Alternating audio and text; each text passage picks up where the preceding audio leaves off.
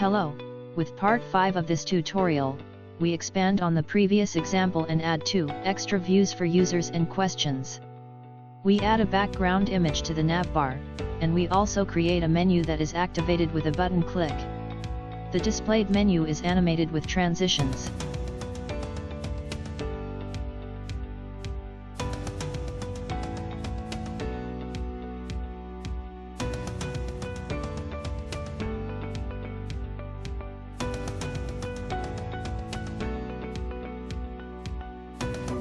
The code modules for the views were created and then added to the routers for the application.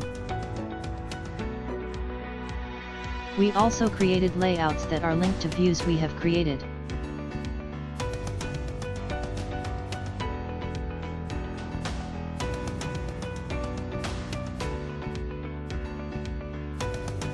These just had one H1 element.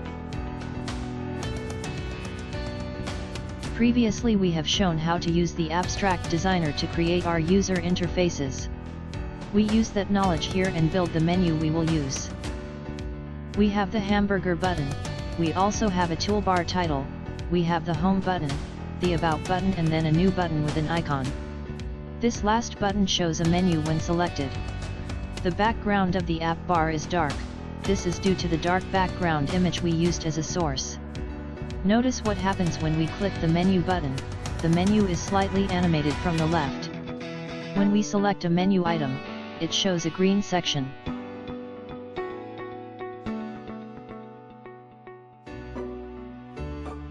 The layout that is the source of the menu is vButton menu. This is loaded to a placeholder, which is then appended to the vApp bar. The parent element for the menu is the vMenu. Inside it is a template. To define the template we use the vTemplate tag name. We want the menu to show under the button, we set offset Y. We also set a transition. A template is then placed inside the menu, followed by a list, which will show each menu item. The tag name for the template should always be vTemplate. As the menu will be activated by a button, we need to set a slot activator on it.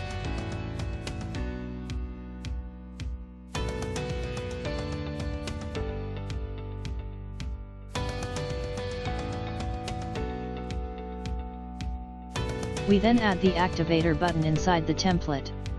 This will show an icon and some text. This button is a trigger to the slot activator menu, so we set the vOn directive and the vbind directive to the attributes.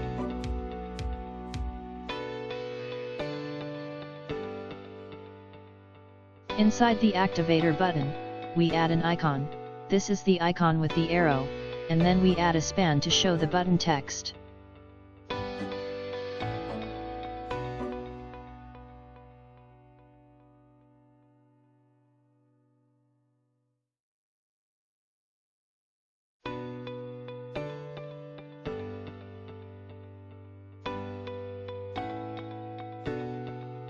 The next item inside the vMenu is the vList, this will show the menu items for the button.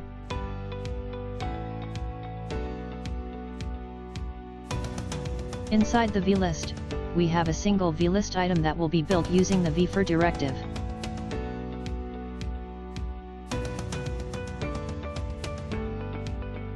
To show the text of each menu item, we use the vList item title element. The child elements of the list item will be bound using a state. So for this vMenu item, we have 2 parent elements, the template and then the list.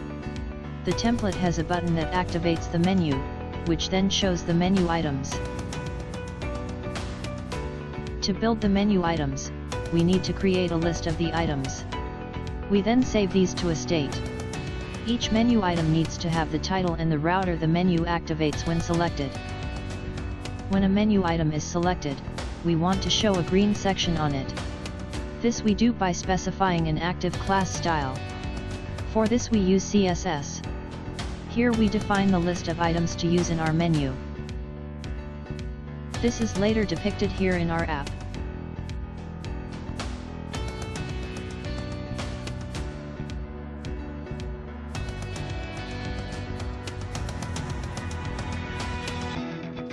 Each menu item has a title, and a to attribute to indicate the router to activate.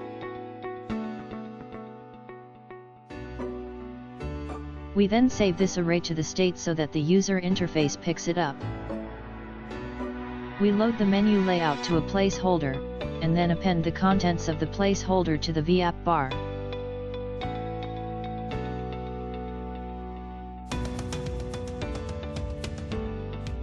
The vfor directive is used to build the user interface.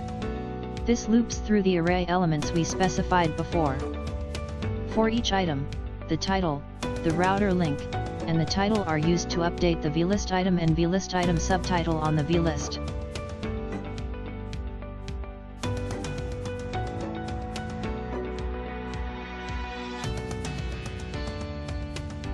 These then show as expected on the menu.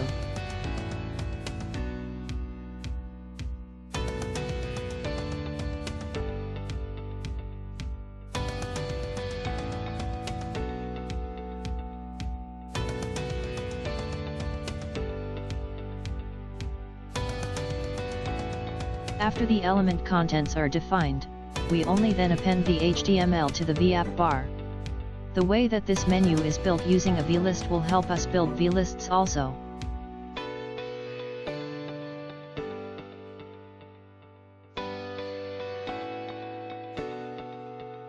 We also have a background image for the vapp bar. We did this by updating the source attribute of the vapp bar.